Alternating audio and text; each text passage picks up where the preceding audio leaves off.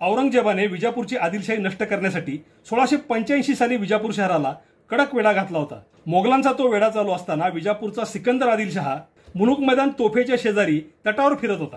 त्याला तटाच्या बाहेर असलेल्या इब्राहिम रोजामधील पाण्याच्या हौदाजवळ नमाजासाठी तिथल्या मशिदीत जाण्यापूर्वी हातपाय धुत असलेला औरंगजेब दिसला। या संधीचा फायदा घेण्यासाठी सिकंदरने मुलुक मैदान तोफेचा गोलमदास याला औरंगजेबावर मुलुक मैदान तोफ डागण्याचा हुकूम दिला।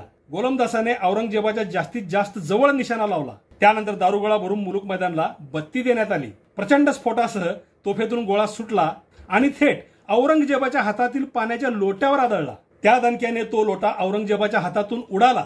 औरंगजेब अगदी थोडक्यात बचावला।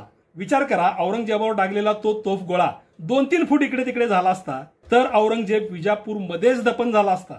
मुलुक मैदानचा तो चुकलेला नेम अशा प्रकारे औरंगजेबाच्या महाराष्ट्रातील कबरी मागील कारण ठरला।